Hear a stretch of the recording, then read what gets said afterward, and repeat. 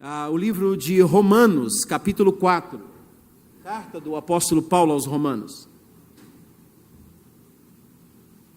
Paulo vai, no capítulo 4, ele vai fazer uma mini biografia a respeito da vida de Abraão, e no versículo 16 ele vai dizer que essa é a razão porque provém da fé, para que seja segundo a graça, a fim de que a promessa ela permaneça firme. Então é alguma coisa que provém da fé e é por meio da graça, para que a promessa permaneça firme. E Paulo vai usar um episódio na vida de Abraão para fazer para nós uma definição, uma pequena definição da palavra fé. E a definição que Paulo usa para falar sobre a fé é essa que está no versículo 17, na última parte, que diz que o Deus que vivifica os mortos e chama à existência as coisas que não existem. Essa é uma definição de fé. Fé é a capacidade de chamar à existência as coisas que não existem. Então, só Deus pode fazer uma coisa dessa. Só Deus pode criar algo do nada. Nenhum ser humano pode fazer isso. Um cientista, você pode elogiá-lo por coisas que ele inventou, que ele criou, mas sempre a partir de coisas já criadas. Ele consegue identificar uma bactéria, mas através de uma coisa já criada. Ele consegue criar uma vacina para combater uma doença, mas através de uma outra coisa já criada. Ele não tem poder de criar nada. Coloque-o dentro de uma sala sem absolutamente nada, e você vai ver que o cientista vai sair dali com absolutamente nada, porque ele não tem poder de criar alguma coisa do nada. Ele só pode criar alguma coisa a partir de coisas já criadas, e a gente sabe que essas coisas criadas foram feitas pelo nosso Deus, que chamou à existência as coisas que não existem. Ia falando pela sua palavra, e as coisas foram sendo criadas, e é a partir daí que nós conseguimos fazer alguma coisa. Só Deus pode criar alguma coisa do nada. Essa é uma definição da fé. No capítulo 11 de Hebreus, a gente tem mais algumas definições semelhantes da fé.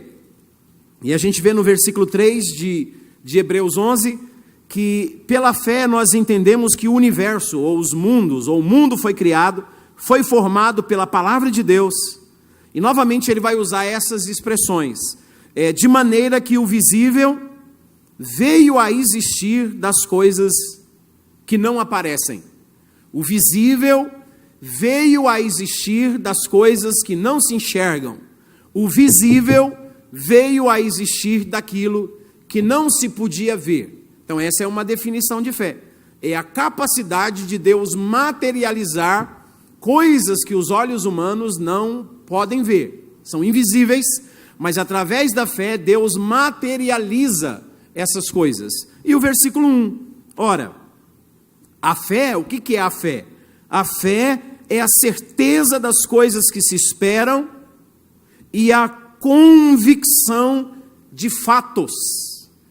Fatos, coisas concretas. É a convicção de fatos que não se veem. Como é que pode ser fatos que não se veem? Só a fé pode fazer isso. Só a fé consegue acreditar em fatos que ainda não se pode ver. Só a fé é capaz de fazer você enxergar o invisível. Só a fé é capaz de fazer você acreditar em algo que os olhos humanos ainda não podem ver. Mas alguma coisa misteriosa acontece dentro de você que grita assim: já está feito. É apenas questão de tempo para se materializar. E com o decorrer do tempo, aquilo que foi semeado em seu coração, em questão de tempo vai se materializar, porque você conseguiu ver isso pela fé. Aqui mesmo em Hebreus 11, versículo de número 27, diz que Moisés, ele abandonou o Egito, não ficou amedrontado pela cólera do rei, Antes permaneceu firme, como quem vê aquele que é invisível. Então, novamente está falando da fé que habitava no coração de Moisés, só que não está falando de coisas agora. Ele não diz que ele viu aquilo que é invisível. O texto diz que ele viu aquele que é invisível. É uma visão celestial que Moisés teve, que fez ele permanecer firme, apesar de tantas circunstâncias adversas, porque o que ele conseguiu ver pela fé, ele sabia que valia a pena renunciar todos os tesouros do Egito, porque a riqueza que lhe aguardava, conforme ele viu pela fé no futuro, era infinitamente superior a qualquer prazer transitório que o Egito poderia oferecer para ele. Agora eu quero só dizer uma coisa para você de uma frase que a gente vive usando e que ela não é verdadeira. Eu escuto de pastores, eu acho que eu já falei, não tenho certeza se eu já falei essa frase, mas eu escuto alguns pregadores falando, e a frase é a seguinte: Abraão é o pai da fé. Não existe na Bíblia isso. Em nenhum lugar na Bíblia você vai ler que Abraão é o pai da fé. E é o que eu mais escuto por aí. Abraão é o pai daqueles que têm fé. Quando você lê Hebreus 12, versículo 2, você vai ver quem é o pai da fé. Olhando firmemente para Jesus, que é o autor e o consumador da nossa fé. Então, o pai da fé é Deus. O pai da fé não é Abraão. Abraão não é um exemplo para a gente seguir como pai da fé, porque ele não é o pai da fé. O pai da fé é Deus. E eu quero que você guarde isso bem forte no seu coração. Então, a gente tem essas definições, que a fé é a capacidade de enxergar o invisível, é a capacidade de crer em fatos que não se veem, é a capacidade de você ver coisas que os olhos naturais não podem ver e renunciar coisas concretas por causa daquilo que pela fé você conseguiu ver. Então a minha pergunta para começar essa meditação com vocês essa noite é a seguinte: quem é que tem a fé verdadeira?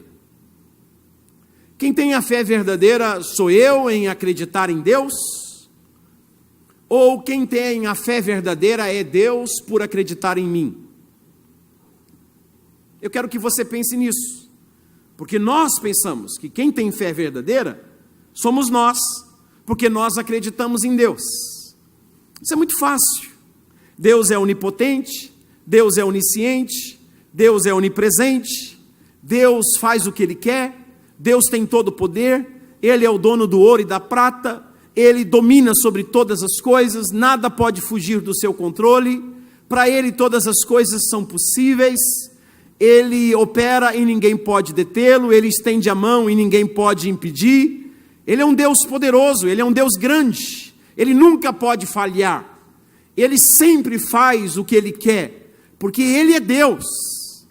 Agora, eu sou limitado, eu não sou onipresente, eu não sou onipotente, eu não sou onisciente, eu não posso fazer todas as coisas, eu tenho fraquezas, eu tenho tentações, eu tenho pecados, eu tenho limitações, eu tenho limitações físicas, eu tenho limitações financeiras, eu tenho limitações na minha forma de pensar, eu sou um ser limitado. Então quem é que tem a fé verdadeira? Eu em acreditar em um Deus que pode todas as coisas? Ou Deus acreditar em um ser que não pode fazer nada? E eu quero provar para vocês que a fé verdadeira não é a minha capacidade de acreditar nele, que a fé verdadeira é a capacidade dele acreditar em mim. Essa é a verdadeira fé. Só Deus pode acreditar assim. Olha a pessoa que está do seu lado, olhe bem nos olhos dela e pergunte assim bem sério para ela, por favor, faça essa gentileza. Diga assim para ela: você acha que Deus não teve que ter muita fé para acreditar em você?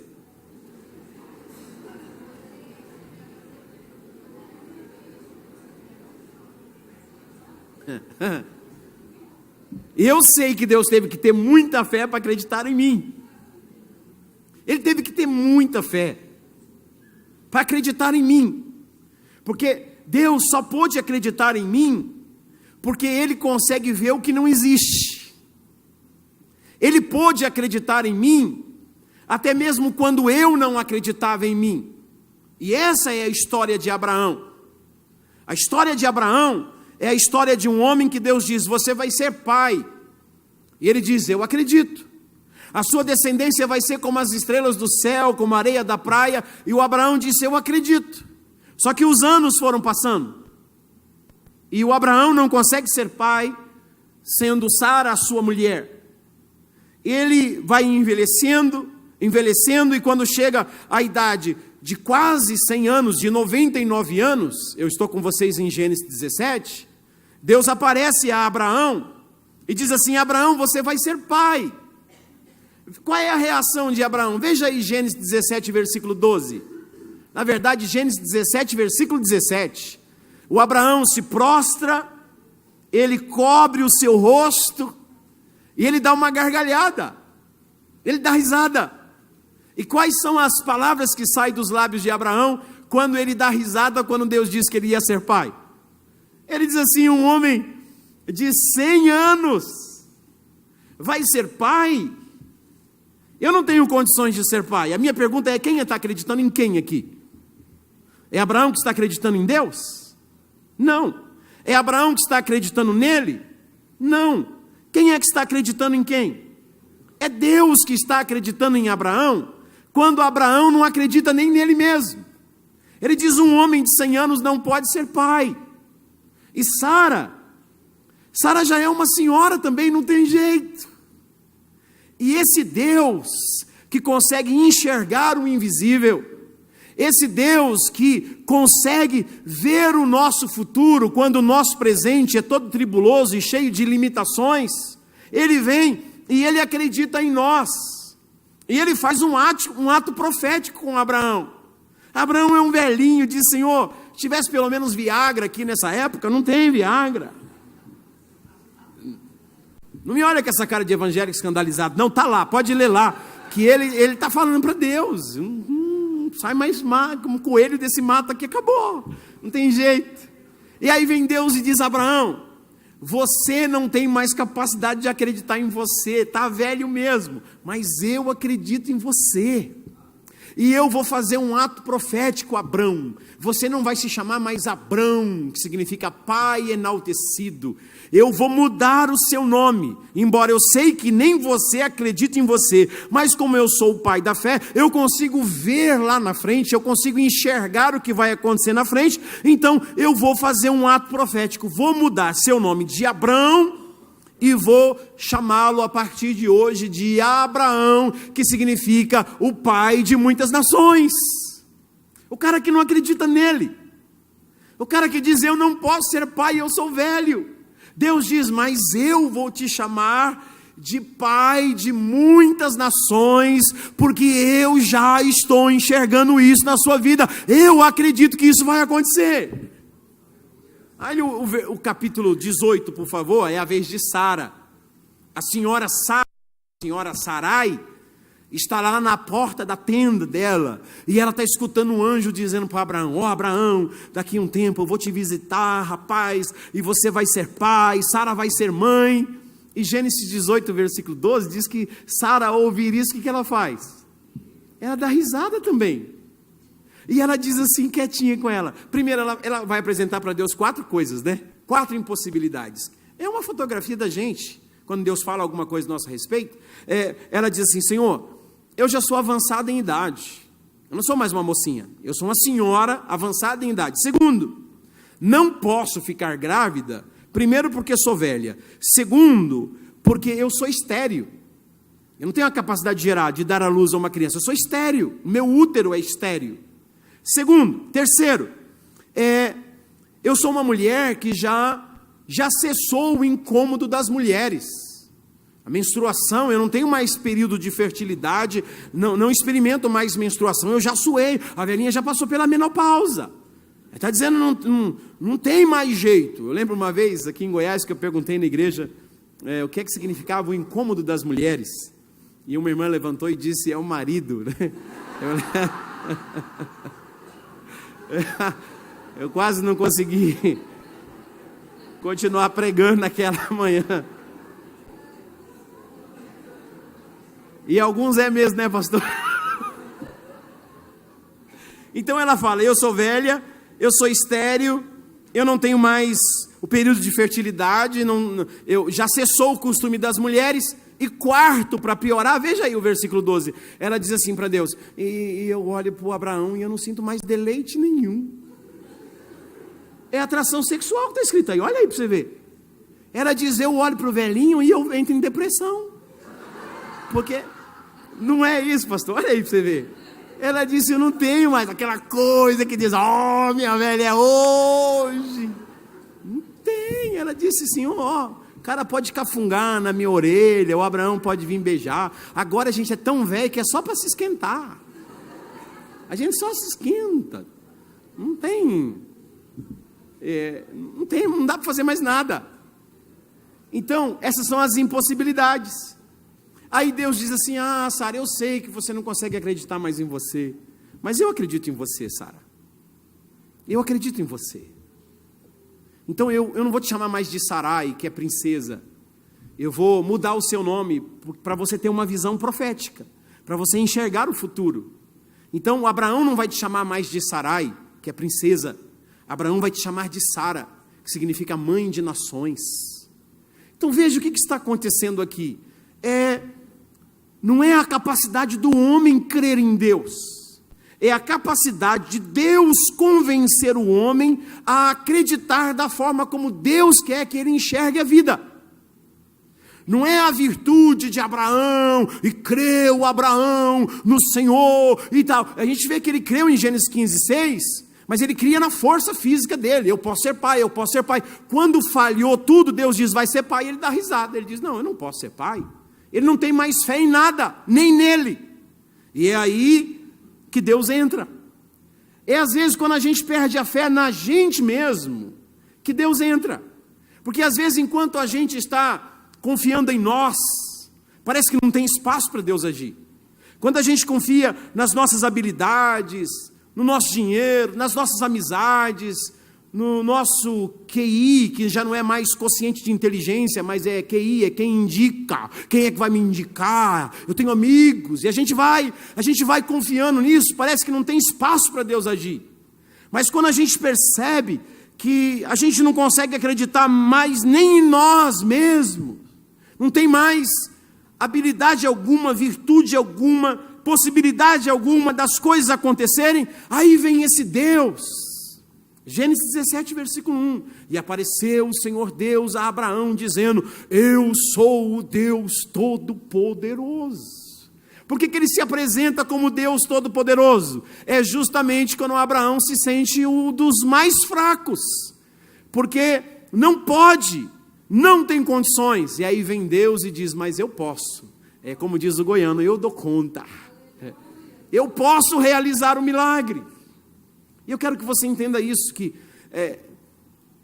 deixa eu contar uma experiência para vocês, de como viver nessa dimensão de fé, embora eu não viva o tempo todo nela, e o meu sonho seria viver o tempo todo nela, quem me dera viver o tempo todo nela, eu vivo pouca parte da minha vida nela, mas essas poucas experiências que eu tive são suficientes para mexer com a minha estrutura. Eu lembro que eu acho que no ano de 2007, 2008, estava eu e o meu pastor em uma cidade chamada Keuru, em um país chamado Finlândia. É lá no fim do mundo mesmo. Finlândia. Lá a cidade do fim, né? Lá em cima. E era um período que o frio estava 37 graus abaixo de zero. 37 graus abaixo de zero. Tinha 2 horas de luz por dia, de luz solar. Então lá é um período que tem 6 meses de escuridão, depois 6 meses. Eu cheguei num período em que tinha 2 horas de luz solar por dia. Então 10 horas da manhã, a gente com o carro na estrada e farol alto, ligado. Uma deprê que dá, que você fala, meu Deus, o que é isso? Aquele frio. A nossa missionária, a gente tem as nossas igrejas lá, nós temos 3 igrejas na Finlândia até hoje. A nossa missionária, ela é uma finlandesa, casada com um brasileiro, então ela veio de origem luterana, que batiza as pessoas por aspersão, que joga um pouco de água na cabeça da pessoa, Só que lá ela começou a desenvolver um trabalho com uma igreja de linha pentecostal, que não aceitava o batismo por aspersão, tinha que passar por um batismo por imersão. E a gente estava em um acampamento, e a gente só tinha aquele dia, no outro dia ia embora. Então ela chegou para o meu pastor e disse: o senhor precisa me batizar para que eu continue desenvolvendo o trabalho com essa igreja, eu preciso ser batizada por imersão. Então tá bom, onde é que a gente vai batizar? Aí o marido dela, o missionário Jordani, pegou um pedaço de madeira enorme e nos levou em um lago congelado. E no lago congelado ele começou a abrir o buraco. Eu olhei para aquilo, falei: o sangue de Jesus tem poder. O que você está fazendo, Jordani? Não, vou abrir o buraco aqui, que a Maria vai ser batizada aqui. Eu falei: ele quer se livrar da mulher. Ele quer matar a Maria vai ver Jesus daqui, né? E enquanto ele ia furando, eu falei: cara, mas é uma loucura, como é que vai batizar aqui, cara? Eu coloquei o pé, o dedão do pé, quase que eu fiz o sinal da cruz.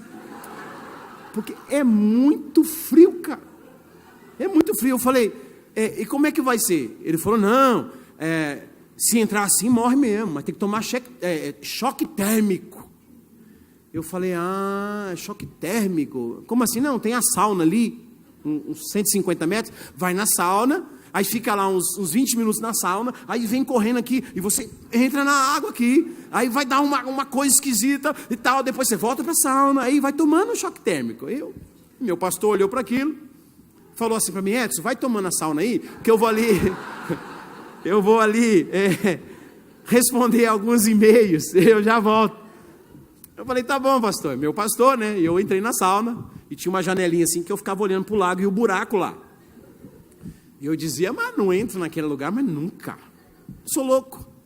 E aí 10 minutos na sauna e eu olhava e dizia: mas de jeito nenhum. Espero o meu pastor vir aqui, ele vai tomar uma sauna, vai chegar lá e vai entrar no buraco e tal.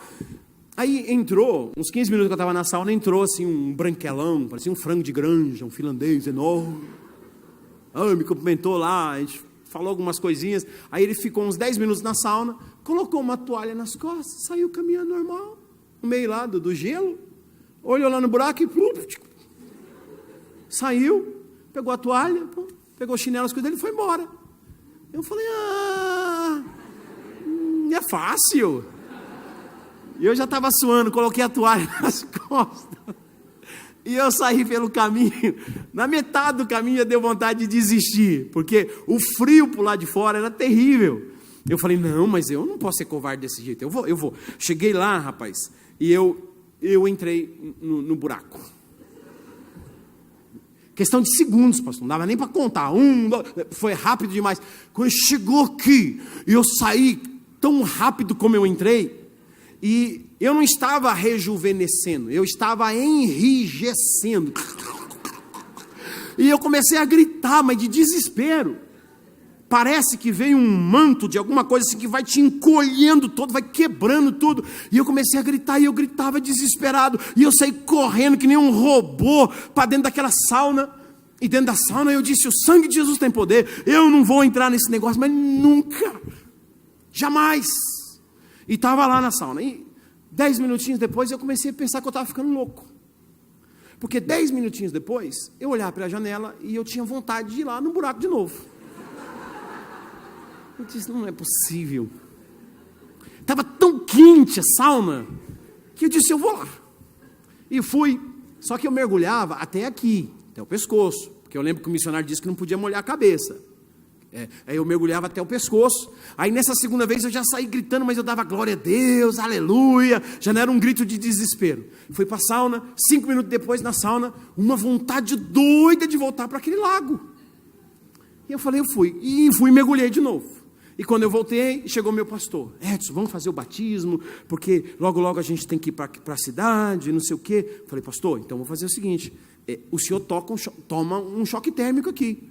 Ele disse: não precisa. Eu falei: precisa, pastor, precisa.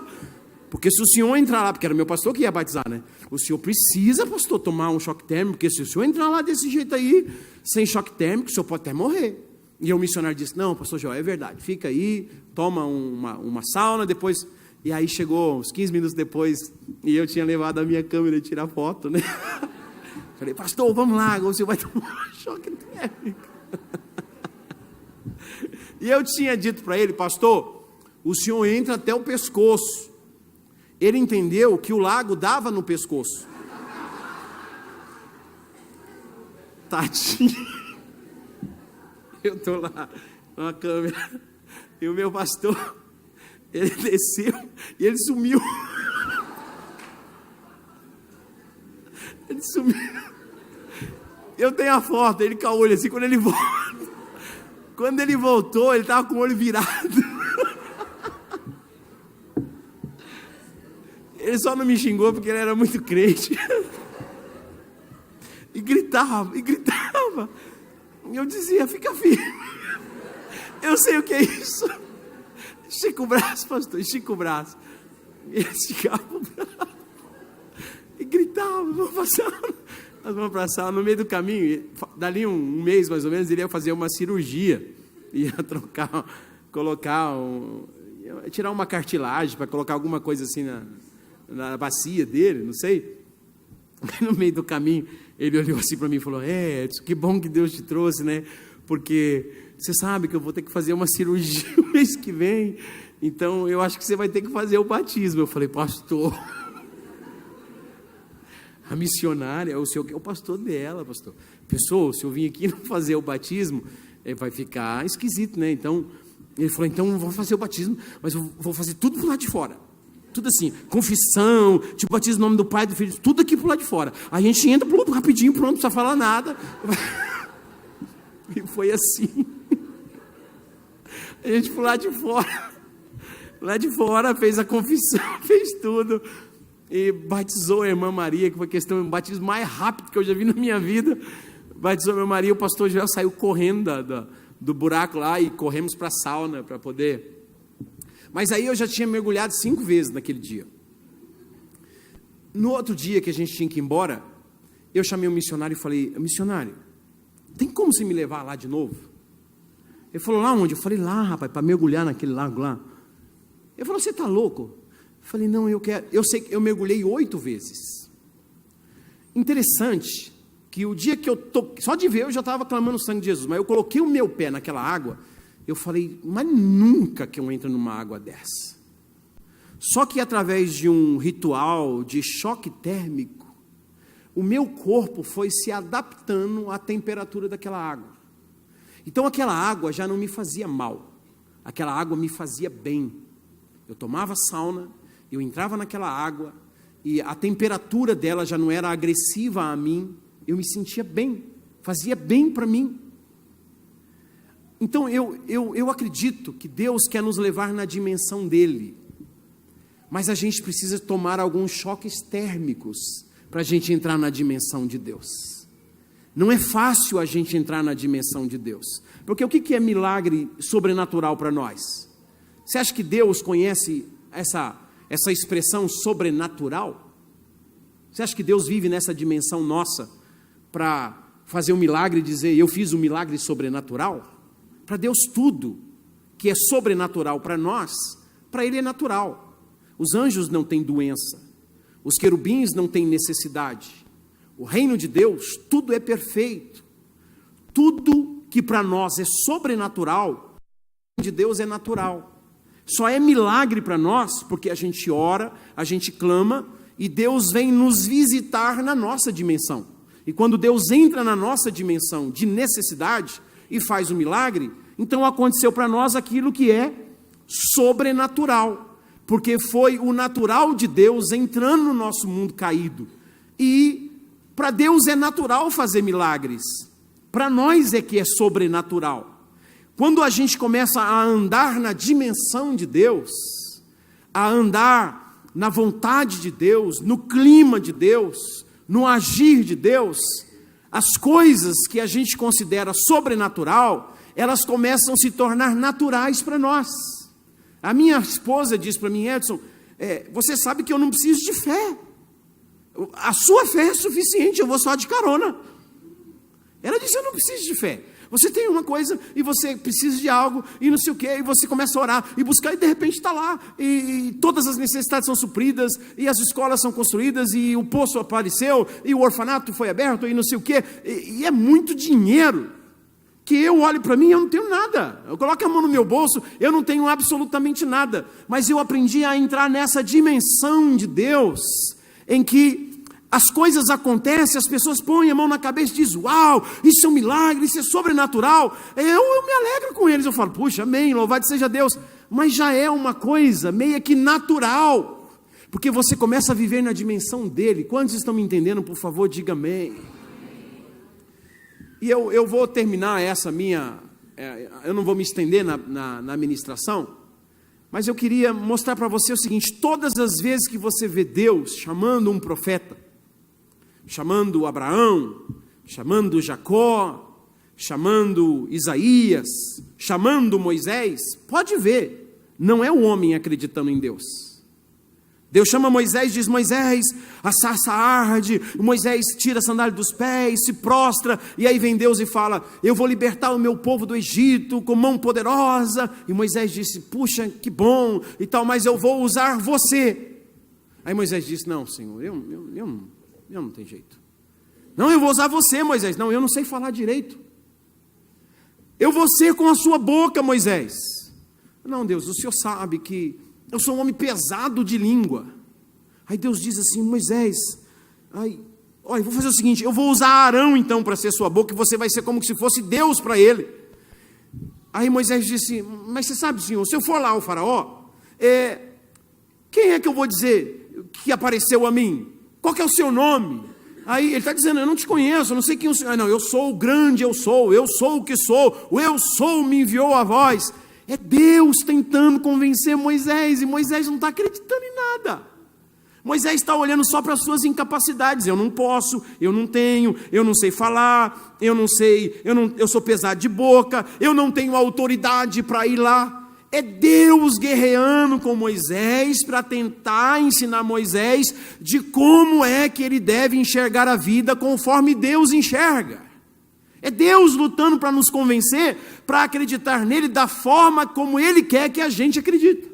Porque Moisés não estava acreditando nem nele mesmo. Não tenho capacidade, não sei falar, não tenho autoridade. Essa é a nossa história. E a gente precisa aprender a enxergar a vida dessa forma. Porque eu sei que eu estou falando para pessoas aqui que se sentem assim um zero à esquerda. Que se sente incapaz. Que sente que não pode fazer mais nada. Que não tem recursos, que não tem coisas materiais, não tem fundamentos, humanamente falando, para estabelecer alguma coisa, para fazer alguma coisa. E eu vim aqui para dizer que Deus acredita em você. Deus acredita em você, e a palavra certa para ser usada é assim, quando Deus escolhe você, e eu falo isso por experiência, quando Deus te escolhe, Deus não está olhando a priori, Deus está olhando a posteriori. Deus não está olhando para aquilo que você é, Deus está olhando para aquilo que Ele vai fazer de você no futuro. Deus está enxergando em você um guerreiro como o Gideão, malhando trigo no lagar com medo dos midianitas. Aí aparece o anjo e diz, o Senhor é contigo, varão valoroso. Aí se eu sou Gideão, eu olho para trás para ver se tem alguém, porque eu estou com medo dos midianitas, estou malhando trigo no lagar. Lagar é lugar de pisar uva. Malhar trigo é na eira, mas eu estou com medo dos midianitas, eu vou malhar aqui, porque aqueles não vão vir buscar. Tem um monte de provas. Se o Senhor é comigo, então me dá essa prova. Aí Deus dá a prova. Se o Senhor está me chamando, então me dá uma outra prova. Aí Deus dá a prova. Se é o Senhor que está falando comigo, usa alguém para falar comigo. Desce lá, que eu vou usar o cara lá do meio deles para falar que eu estou libertando os israelitas através de você. E ele escuta o sonho do cara. Aí Deus diz, ainda é muita gente, Gideão, é muita gente, 32 mil, que os medrosos e os covardes retornam, só não vai você, Gideão, deixa os outros 20 mil, embora você fica, porque eu sei, é muito medroso, muito covarde, mas eu acredito em você. Aí fica 10 mil, não, ainda é muita gente, leva lá para beber água, aqueles que beberem água como um cachorro, e aqueles que levarem a mão para beber, vai separando, ficou só 300, só 300, esse é suficiente, Gideão, eu creio em você, e com esses 300 você vai libertar o meu povo. Então a luta é sempre Deus lutando para nos convencer a acreditar nele da forma que ele acredita em nós. Esse é o segredo. Essa é a nossa dificuldade de enxergar a vida. A gente está pensando que a gente deve acreditar nele quando em nós existe capacidade. Eu creio que Deus vai me usar porque agora eu tenho os recursos. Eu creio que Deus vai abrir aquela porta para eu entrar naquele lugar porque agora eu tenho a sabedoria.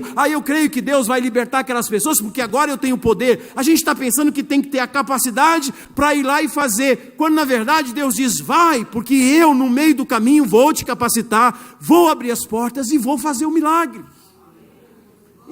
Eu só vou contar um pouquinho do meu testemunho, 5 minutinhos, 2 minutinhos. Quando eu me converti, vocês conhecem a minha história, leem os meus livros. Eu estava fugido da polícia, eu tinha 19 processos, não preciso esconder a bolsa, nem a carteira. Jesus já amansou a fera, já fez o milagre, tem quase 30 anos. Eu não sabia falar direito, meu português era só na gíria, e eu orava pelo meu pai. Sempre orava pelo meu pai. E quando eu orava pelo meu pai, o obreiro passava assim e me repreendia, pensando que eu estava endemoniado. Porque a oração que eu fazia para o meu pai era mais ou menos assim: aí Deus, tá ligado qual é que é? Meu coroa está na maior presepada, necessitando de um help, tá ligado, moro? E tal.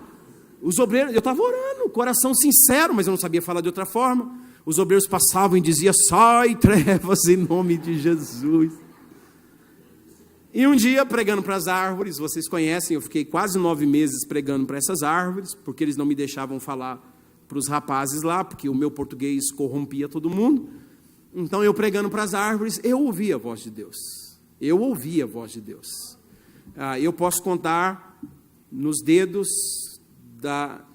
ainda sobra as vezes que eu ouvi a voz de Deus aqui.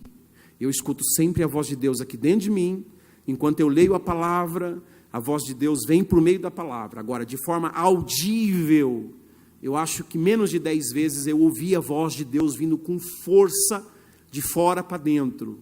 Não foram mais do que 10 vezes. Mas nesse dia eu escutei a voz de Deus. Enquanto eu pregava para as árvores, essa voz veio como um relâmpago. Ela cortou. Parece que foi um raio que passou no meio daquelas árvores e entrou no meu ouvido. E a voz de Deus dizia assim: eu te levarei como mensageiro das boas novas às nações da terra.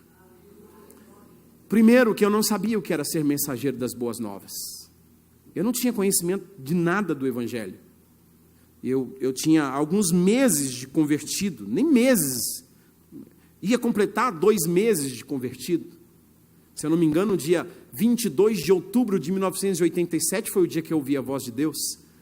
Dessa forma, pregando para esses eucaliptos. Eu não tinha noções do que era nação. Eu pensava que Jesus era paraense, porque disseram para mim que ele tinha nascido em Belém, mas não explicaram, verdade, não explicaram que era Belém do Pará. A minha ignorância era absurda. Ninguém podia acreditar em mim, só alguém que tem muita fé, e vocês sabem quem é, que podia acreditar em mim. E aí eu fui contar para esse obreiro, que morou aqui nessa cidade pelo menos 5 anos, esse obreiro. Ele era um dos diretores dessa casa de recuperação. E eu falei para ele assim: olha, eu escutei a voz de Deus, e ele disse que eu vou ser mensageiro das boas novas às nações da terra. E esse obreiro, ele jogou um balde de água fria tão grande na minha cabeça, e ele disse assim: Edson, você está aqui fugido da polícia, você tem o seu corpo cheio de tatuagem, olha o seu cabelo, seus dentes, você tem um monte de processo, você fala na gíria, você não tem estudo, você não tem teologia, então vai devagar. E tudo quase que eu cito o nome dele, tudo que esse obreiro falou para mim, era verdade, era a mais pura verdade. Só que é o seguinte, era a mais pura verdade a respeito do meu passado. O que eu estava contando para ele era a mais pura verdade a respeito do meu futuro, porque era Deus que tinha falado. Então, entre as verdades que ele tinha falado a respeito do meu passado e as verdades que Deus tinha falado a respeito do meu futuro, eu fiquei com aquilo que Deus disse. Eu disse: eu sei que tudo que esse homem falou a respeito do meu passado é a verdade, mas ele ignora que Deus plantou uma semente no meu coração a respeito do meu futuro. E eu quero dizer para você que, vocês me conhecem, sabem, eu tenho pregado em mais de 60 países do mundo. Teve países que eu já estive 46 vezes ministrando nessa nação. Deus tem me entregado, abrindo portas e portas e portas, Mas eu sei que não é a minha capacidade. Eu sei que não é o Edson Teixeira. Eu sei que em mim não tem virtude, só defeitos. Eu sei que em mim não tem capacidade, só incapacidade. Eu só estou fazendo tudo isso que eu estou fazendo, porque esse Deus olhou dos céus e disse: Edson, eu acredito em você. Eu vou capacitar você. Eu vou ensinar você a enxergar a vida conforme eu vejo a vida. Então em mim não há virtude. Deus está fazendo algo através de mim. Deus está fazendo algo em mim, mas tudo isso está acontecendo apesar de mim, porque é a capacidade dele, é o poder dele, é a unção dele, é a vida dele, é ele que chama, é ele que habilita, é ele que capacita, é ele que faz todas as coisas. Eu simplesmente digo: Senhor, eu estou aqui, o Senhor acreditou em mim, eu não tinha capacidade nem de escolher Deus. Quem era eu para escolher Deus?